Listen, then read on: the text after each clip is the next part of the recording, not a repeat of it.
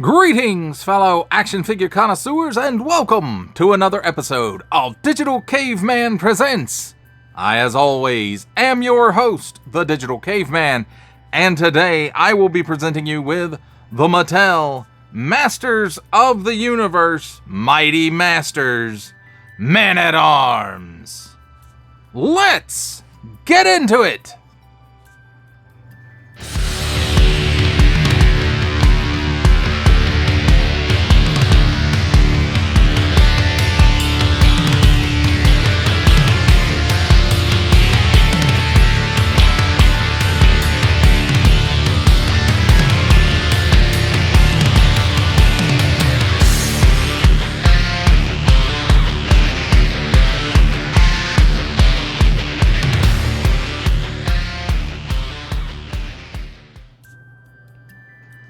Let's begin with a look at the packaging. And here on the top, we've got Masters of the Universe. We've got that nice 1980s Rocky explosion that carries around to the front. Very classic looking.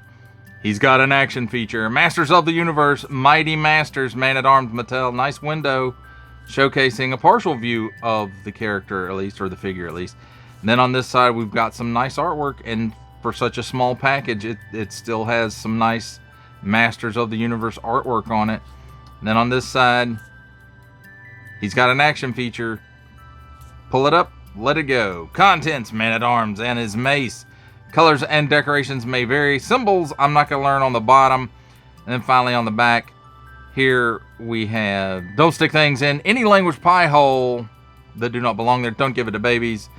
Symbols I'm not going to learn. Small fine, legalese print, made in Vietnam print. Mattel, empowering generations through play. Another symbol I'm not going to learn. And the most important barcode. Otherwise, they couldn't sell it to you, I guess. I don't know. Well, there you have it, my friends. A look at the packaging. Let's take a look at the figure and his accessory. And here we have handy dandy tweezers to help us take a look at the accessory. And it is the Man-at-Arms mace. It might be a little bit longer than the original. You know, were this to be scaled up. I think the original version was a bit more squatty than this, but it does have some nice molded details in it. The handle here, you can see mine for some reason is kind of bent. And, you know, just this and these. And then the head's on the mace, and then the top of the mace. So very, very cool looking, and it really takes me back to that original figure. Now let's take a look at the figure himself. He's got some nice deco there on the helmet, which I think is a separate piece glued onto the head. He's got some nice deco there for the face. You can see this one is toyetic, but leaning into the animation, I guess, is how you say it, because he has the mustache, which I prefer my Man-at-Arms with the mustache. It makes him seem a little bit older than He-Man, which originally that was not the case. But I have to say, you know, it looks good, and except for the mustache, it does lean heavily in that toy aesthetic, especially the proportions. So, and then as far as decos go, that pretty much does it. His chest armor, his arm armor, his leg armor, you can all see they're detailed up to look like the original toy. He's got a little bit of a deco hit here and here on the arm bracelets, bracers, whatever you want to call it. A deco hit for the boots. And then on the back, yeah, it's pretty plain, and this pretty much matches up to what I remember the original being as far as the armor straps. So, very neat. Now let's talk about his articulation real quick. The head is on a ball, and he looks up about that far. He can look down about that far. There's no chicken neck. There's no attitude. There's very little waggle. He can do the full Exorcist. Now the arm, rather than like the original where the post comes out from the torso, the pin appears to be in the arm and it's pushed into the torso. You can kind of see how the arm there, the roundness of it goes down into the torso a bit. So I think that's how it is. I'm not 100% sure. I haven't pulled it apart. I wasn't planning on it. So the arm doesn't raise up or anything like that. It does rotate 360 degrees. Now this arm has the spring action in it, which the original Man-at-Arms did. And even with that spring action in it, it will rotate 360 degrees. Nothing at the wrists. At the waist, no spring action because it's in the arm. He rotates 360 degrees at the waist though. And then at the hips, there's a pin with a ball coming out from the hips, and the legs fit over the ball joints, how it looks like. So he can give you that much of the splits. He can kick forward that far with a little bit of outswing, and then back, yeah, about that far, but it's got a lot of outswing to it. And then no storage for his mace, but he can hold it in his hand and use that spring action. So there you have it, my friends. There's a look at the figure and his accessory. It's time for my favorite part of a review, comparisons. And here we have the entire wave of the Masters of the Universe, Mighty Masters, Wave 1, featuring He-Man, Man-at-Arms, Skeletor, and Beastman.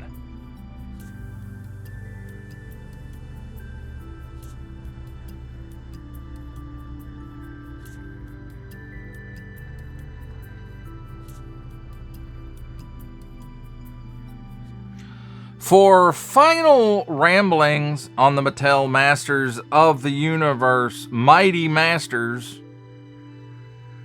that I want to keep calling Mini Masters because that's, you know, they are Mini Masters. But they're Mighty Masters, and I think this line is mighty and could do well for Masters of the Universe, and I don't know how everybody else feels about it. I think they started this line off right. It's a 4-figure wave. I think they put the right figures in it. He-Man, Man-at-Arms, Beastman, and Skeletor. I do like the articulation on this. It would have been nice to get some extra articulation in the shoulder and some movement for the wrist. But, you know, we didn't get that. So that just lend itself more toward those original toys with pretty much the same articulation scheme, just changed up a little bit. They don't have the rubber band in the hips anymore for the legs. And I think that's wise because over time they stretch out, they degrade. So that is a thing. And, you know, he comes with one weapon, and that's fine because the original only came with one weapon. But this guy comes with, you know, he has the arm and leg armor as well as his chest armor, which is pretty significant. So I don't mind that Man-at-Arms comes with just his mace because that's really all he needs to lean back into that original figure. And for me, that's you know what this line is about. It's about pure nostalgia and making you kind of relive those original figures. Now, one thing this one has that the original didn't, and one thing it doesn't have that the original did. So he doesn't have the spring-loaded waist, but he does have the spring-loaded arm. And, you know, that's okay, because I think, you know, for Man-at-Arms, you know, coming with a mace, club, whatever you want to call it, that makes more sense. Just like with the Beastman, because, you know, he comes with a whip, it gives him whipping action. So this gives Man-at-Arms smashing action, I guess. And that makes sense to me. He didn't punch stuff a lot. He's more of a thinker. Although, you know, when it comes down to it, he's gonna fight too. And so I really like this line. I hope it continues on. We'll get some more figures. I can see Fisto and Jitsu maybe being in wave 2 or 3. The line will probably have to go on a pretty good bit in order to get female characters, but I would like to see those made as well. Evelyn, Teela, the Green Goddess, Sorceress, you know, and I'm sure there's some others they could throw in if they wanted to. Now, however, well, I was going to say the Sorceress, not so much because toy, but yes, they did have a toy of the Sorceress in the original line, and I'm not talking about the one that they call Green Goddess now. But I would also like to see a Castle Grayskull, a Battle Cat and Panther, and maybe some vehicles like Battle Ram or the Talon Fighter. You know, to me, those are just cool things. Wind Raider, that's cool. A Roton. And then if those do good, even get some bigger ones like Spydor.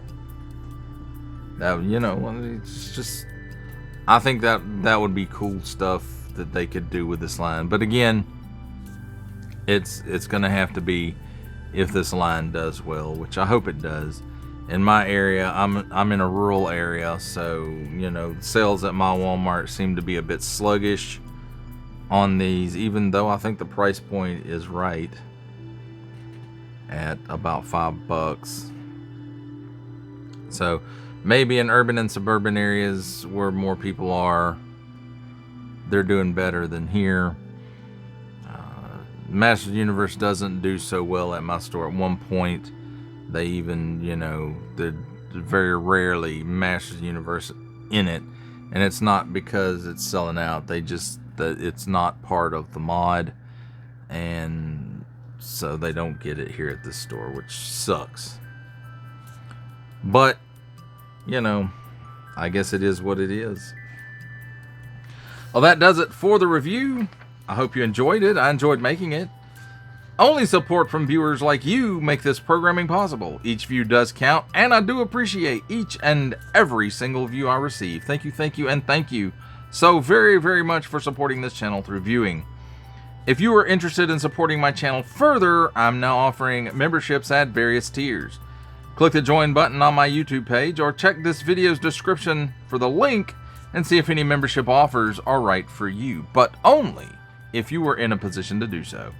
Comment below, like, share, subscribe if you would like to see more content or just help the channel grow, or both. That's even better.